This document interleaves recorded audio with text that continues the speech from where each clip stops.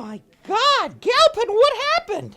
Hey, Toily, I got my vaccine today. Yikes, how big was the needle? Regular sized, but, when you're my size, it's pretty big. Oh, Ouch. yeah. And I'm not looking forward to the second dose. You know where they give you that shot? Right in the... Oh, the show's starting! Live from Hollywood, it's Wednesdays with Toily. With Toily's special guest, comedy songwriter with over 30 albums, Steve Goody. Plus, a visit with John B. DeHaas. I'm your announcer, the newly vaccinated Galpin Ford, and now, here's your host, Toily T. Paper. Thank you very much, ladies and gentlemen. We are back for another episode of Wednesdays with Toily, and this one is going to be a good one. I mean, they're all great, but you know how we make sure that they're great? We check in with our good friend, John B. DeHaas.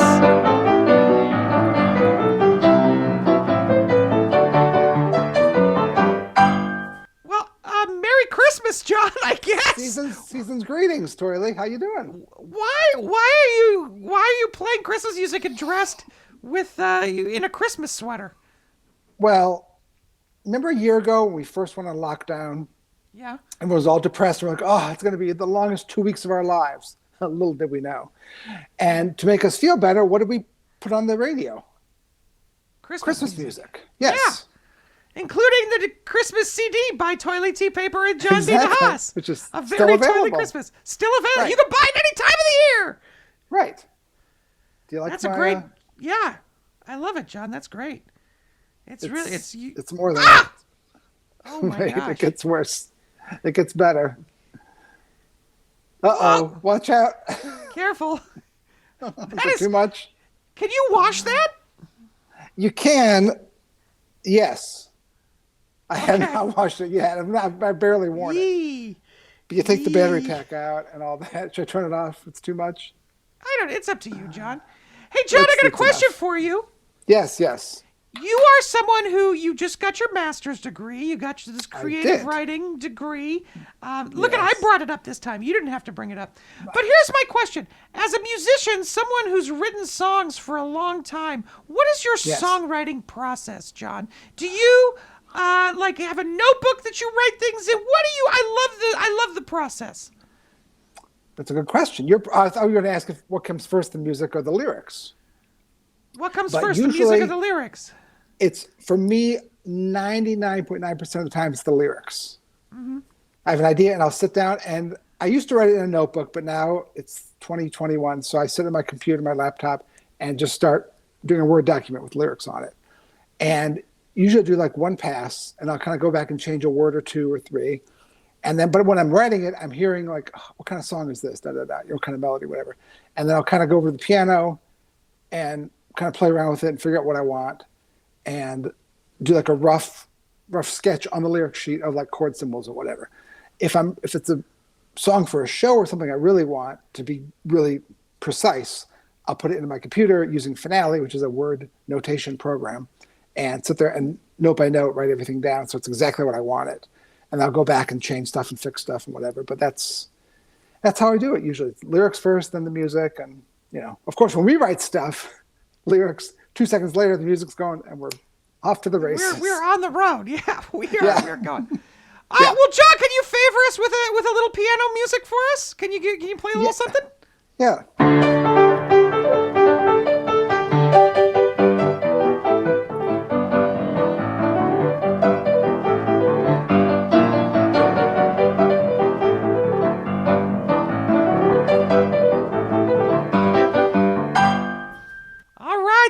John B. DeHaas, thank you, my friend. Merry Christmas to you. I hope you get everything you wish for. Feliz Navidad.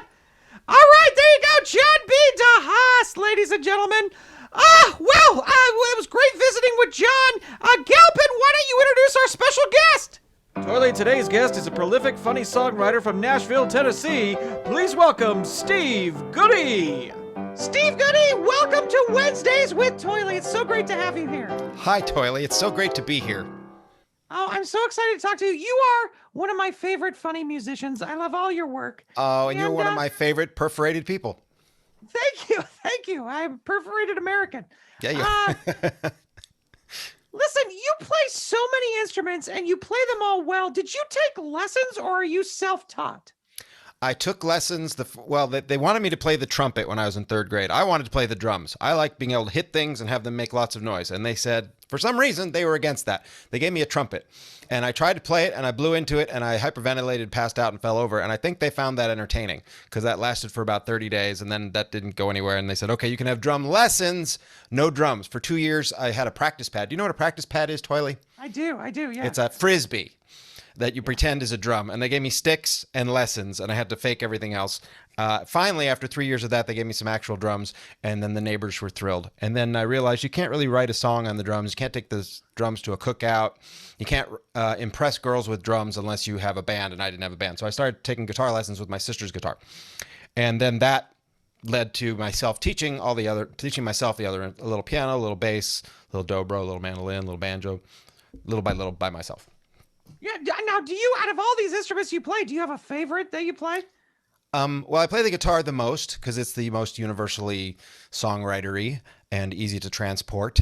And you don't need other musicians to make it make sense. But if I'm in a band, I like playing the bass the best. I find that I'm more comfortable there. You don't have to play as many notes. It's less work. It's more dollars per notes. I feel good that way.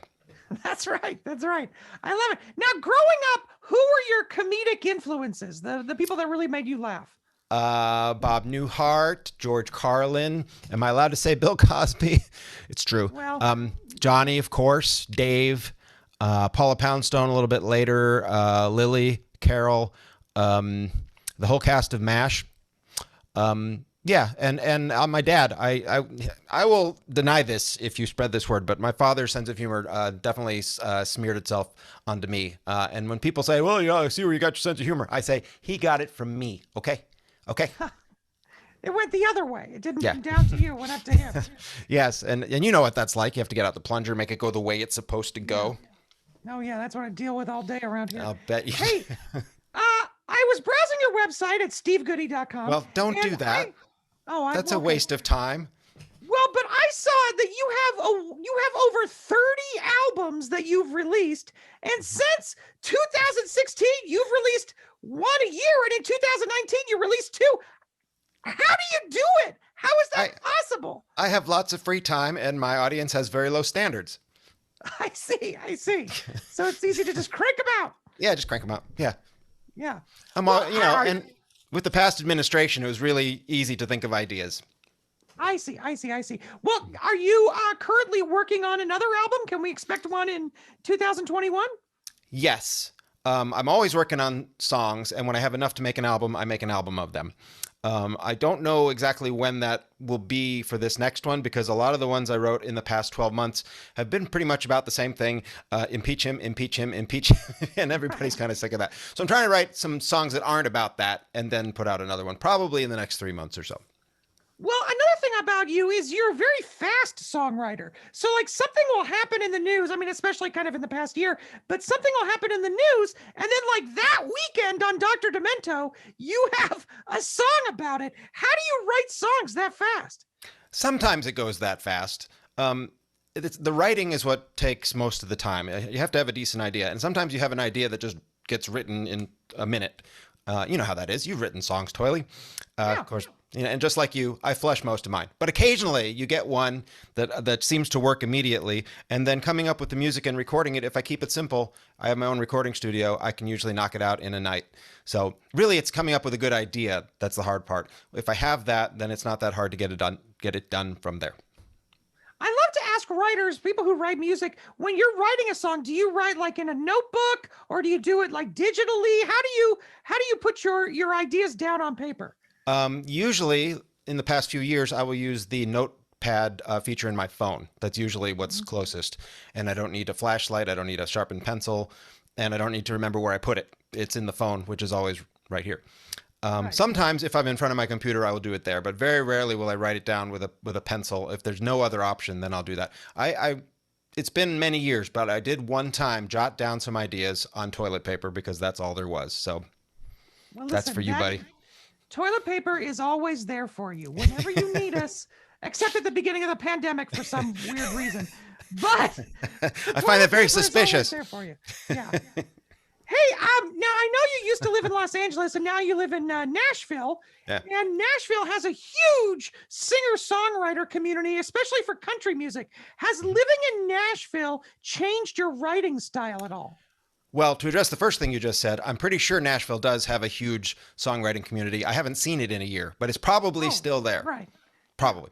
I don't know that it's really affected my writing style. It might have affected the things that occur to me to write about, just because your environment does that.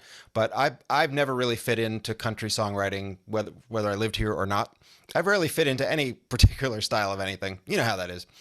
I just wedge myself in wherever I can possibly fit, just like you do. That's exactly what I do. Right. If there's a crack, I'll dive in. What? You're very brave. Say that? Okay. Yeah. No man will ever go before or after. That's right. That's right. You take the dirtiest job, buddy. My hat's off to you. Thank you. Thank you. My pants are off to you, too. Pants are off to you. Yeah, I knew that was coming. I knew it. Now, you also, like many comedians, have been doing virtual comedy shows as well during the pandemic. Do you enjoy the virtual comedy shows? Do you like doing that? There's pluses and minuses like there are to anything.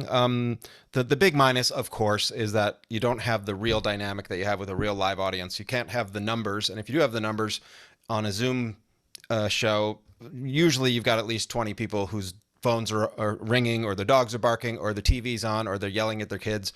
And everybody has the same amount of volume, as opposed to in a comedy club where I have a microphone and nobody else does. So that's the downside. There are some upsides. One upside is I have a lot of technical stuff in my show, audio and visual stuff. And since I'm doing all of these shows from right here where I'm sitting, I don't have to set it up, tear it down, set it up, tear it down. That's a lot easier. And if I think of an idea, I can just plug it into the system and not have to worry about, did I do that right? Is it going to work did something change because I traveled? So, I do miss doing it for real. I would always take doing it for real over doing it virtually, but doing it virtually is certainly way better than not doing it at all. Exactly. That's why I'm doing this show. I know. Like this. I Yeah. got it. Uh-huh. right, You and me, well, we have so much in common. We I really would do. love to hear a song. Do you have a song for us that you As a could, matter of fact, play for I us? do. It's funny that you would ask. It's as if we planned this in advance. It's crazy how that works. It is crazy. I would like to do a children's song if that's all right with you. Fantastic. I love it. Yeah. I didn't know if you'd like a children's song because children don't immediately know how to use you. We have all kinds of products developed for children until they figure out how do we use Toily. But one of the reasons kids need a lot of you, is because of their diet. And so here's a song about children's diet and one of the staples of it. And by the way, you said I write songs fast. This is one of my fastest songs. By the way, this is a children's song, and it has been banned from the Bluebird Cafe in Nashville, Tennessee. And you might be thinking, how do you get a children's song banned from anywhere? Well, they said if our entire audience was 10-year-old boys, it would be fine, but they find it, since people are eating, kind of gross. Which kids love. All right, do the song.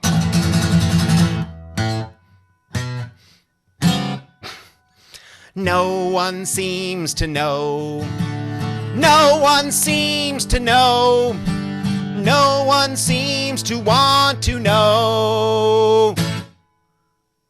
But I want to know. I need to know.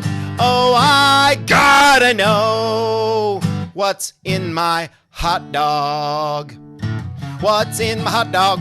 What's in my hot dog? What's in my hot dog? No one seems to know. Everybody, what's in my hot dog? What's in my hot dog? What's in my hot dog? No one seems to know. There's earlobes, eyelids, elbows, and fingertips, dog nose, pig glands, frog bits, and chicken lips, hog butts, peanuts, cow guts, brains, toad down, turkey spam, varicose veins. Everybody, what's in my hot dog? What's in my hot dog? What's in my hot dog? No one seems to know. It's funny because it's true. What's in my hot dog? What's in my hot dog? What's in my hot dog? No one seems to know. The dancing toilet paper is making me laugh while I'm trying to sing this song. Sorry, I'll stop. No, you keep going. You're awesome. Here comes the gross part. There's moose, colon, horse bladder, anything that goes splatter, half a ton of puppy tongues, bucket full of camel lungs, big hairy goat tails, dirty donkey toenails, stuffed into a fabulous, edible, delectable, deep fried, something died. Intestinal shell, intestinal shell. Now I know what's in my hot dog, what's in my hot dog, what's in my hot dog. I was better off not knowing. Brilliant! Now, Steve chunks, Goody. I will be blowing.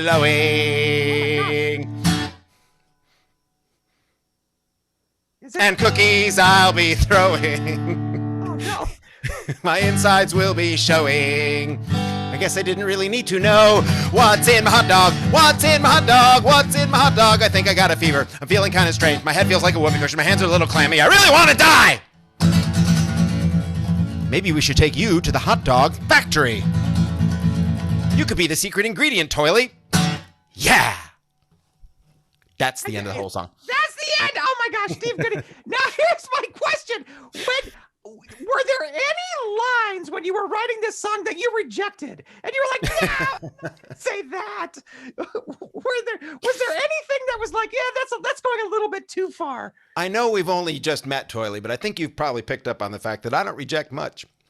There you go. There you go. Well, listen, you came on this show, so I appreciate it. Steve, if people want to see your work online, where can they go? www.stevegoodie.com. That's Steve Goodie, GOODIE.com. That number again, stevegoodie.com. And be sure to read the disclaimer while you're there, because it's a website that has a disclaimer. Steve, thank you so much for coming to the show. I really appreciate it. Thanks for being here. Thank you, Toily. It was awesome.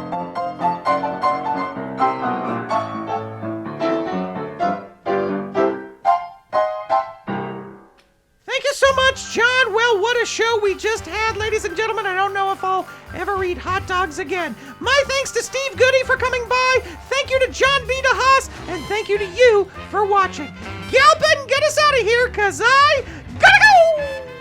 You've been watching Wednesdays with Toily, starring Toily T. Paper, with special guest Steve Goody and musical director John B. DeHaas. For Wednesdays with Toily, this is your announcer, Galpin Ford, saying, I gotta go lay down. Galpin Ford's wardrobe provided by Sims of North Hollywood.